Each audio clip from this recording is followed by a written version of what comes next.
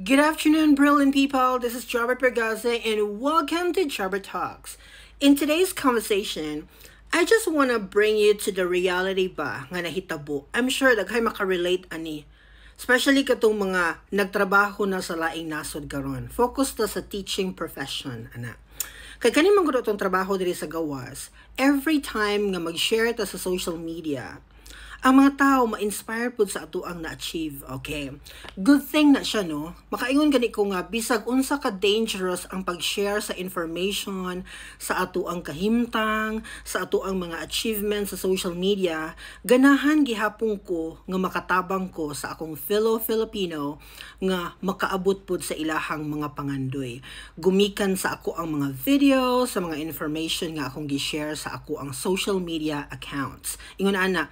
So, it's a great pleasure for me to serve my countrymen nga nangandoy pud in tawon nga makahawas sa kalisod back in the Philippines. Okay. However, mga my dear, sa atong pagkamaayo, okay, di ba ato namang yung gibuyang-yang atong kaugalingon sa social media? Gahatag kita og full information, guide for them to get into the job. Kay kanimang kung nangandoy ta nga mo abroad, it is very important nga naay somebody in that particular country nga gusto na to trabahuan nga pwede na tong mapangutan-an anytime. Mas nindot gitong naa na gyud kay kaila ana nga country nga gusto nimo trabahuan kay well guided gyud ka sa process nga imuhang tahakon. Kay bag-o ba ni sa imuha, no? It's a new journey for you to take. So nanginahanglan siya kag tabang from somebody else nga naa na ana nga country. Tama? So ako, personal experience gid nako. Nga makaingon jud ko, grabe ka dangerous ang mga Filipino. Dili tanan, pero along the way natay ma-encounter nga mga ungrateful people in the Philippines. Kana bang imong natabangan once upon a time, pero the moment kani abot na sila sa ilang rurok ng tagumpay, kumbaga nakalupad na sila, nakatunob na sila sa nasod nga ilang gipangandoy, diha magsugod ilahang bad attitude. Diha sila magpakita sa ilang tinuod nga kulay. Kana bitong mga my dear, bisag wala mo ganahi sa tao, pero once upon a time natabangan kaniya, ang akong hangyo ba, you have to pay a little respect to the person nga nakatabang nimo. Pwede ba? Kana nga gamay nga hangyo lang. Kay pangit paminawon nga ang tao gi-guide kaniya, nagbilar-bilar siya sa imuha, anytime pwede ka mag-message niya, kanang answering all your queries about unsaon pag-anhaan nga country, gi-guide kaniya thoroughly for you to get into the job. Unya, pag-abot sa panahon, balik taron nimo siya. Mo nang niing ko, a little respect to somebody nga nitabang sa imo para makaabot ka diha. Kayo no, grabe ka pangit paminawon mga my dear. Nga sa panahon nga galisod pa ka, sa panahon nga wa pa kay alamag, sige kag yes, grabe nimong appreciation sa tao, grabe nimong pag-promote, halos tanan, ibuyang-yang nimo, mga positive nga description to the person mo, ay imong ginasulti permi, bright siya, gwapa siya, perfect siya, and everything, buutan siya, okay? Ing anak tano, unya, himo pagitag video nga kani nga person nakatabang sa imuha. So in tawon katong OFW nga gatabang sa imo, grabe pud taw niyang lipaya, no? Iya pag yung gi-flex sa iyang social media nga kani siya nga person grateful kaayo kay akong natabangan ingon ana. Pagabot sa panahon nga nakatungtong na ka, agoy, lahi naman imong version. Maka-feel ba mo? I don't know ha. Comment down if you can relate. Kayo no, naka-experience yung ko ani personally. So wala pa siya katungtong ani nga bansa, grabe pa kay siya mo reply sa imong mga message, as in tutok yung kayo back to back messages giday, no? Uy, pag-abot niya ang nga country, nakalupad na siya, niabot na, nilabay na ang 1 month, or beyond that one, nagdawat na siya sweldo, naana siya mga new friends, naana siya mga new circle nga kinabibilangan. Agoy, gradually, di na siya ganahan mo reply sa imuhang mga messages, katong chatting ninyo before nga grabe kaayo ka, bakbakan gyud. Kanang kada send mong message mo, reply po siya, la, tubag-tubag yun mo. Na feel ni mo nga nagbag-o na siya. Although mo reply siya sa imuhang message, pero dili na gid ingon ato ka-intense, same atong time nga naa pa siya sa Pilipinas. Nakabantay mo, ana? Ako naka-experience ko personally. Pero ako manggod, mga my dear, ang akong psychology, maingon manggod na siya.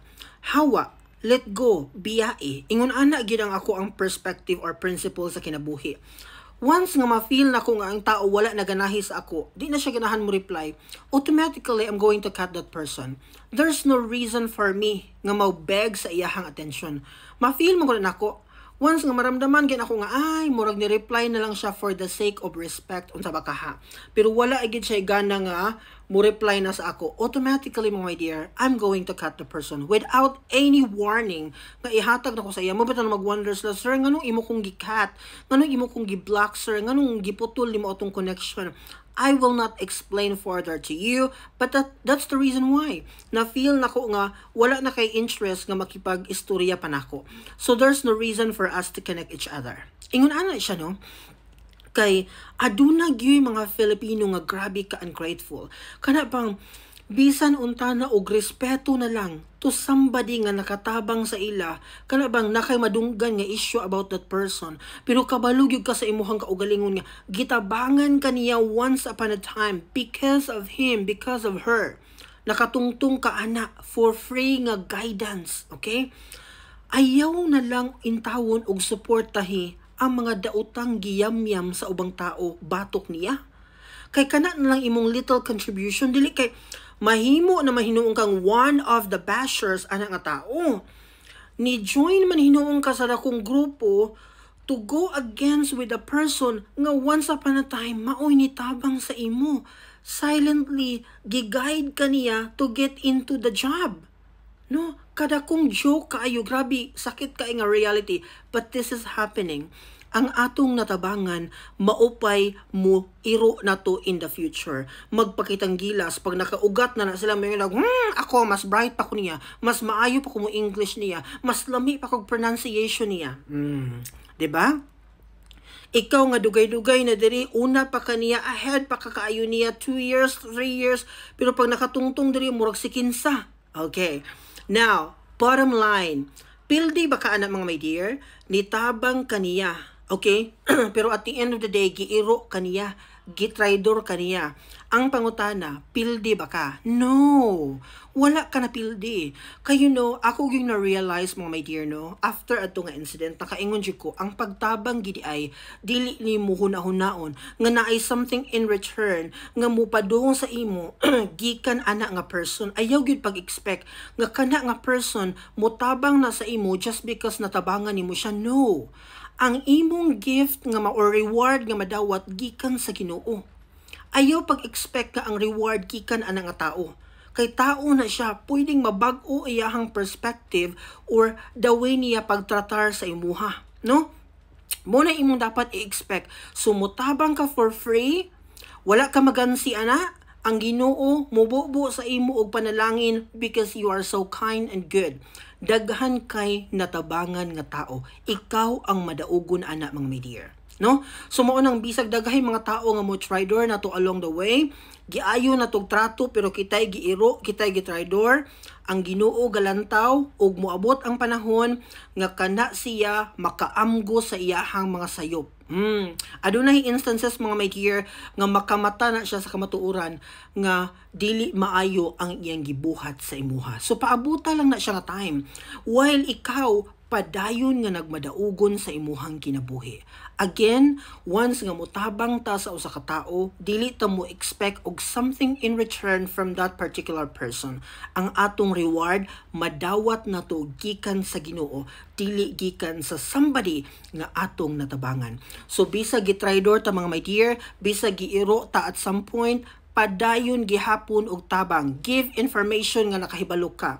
Kay tanan nimong maayong binuhatan aning kalibutan na mo manifest na sa kind of life nga anaa ka karon. So that would be all today for today, mga my dear. See you again tomorrow for another golden conversation. Bye bye.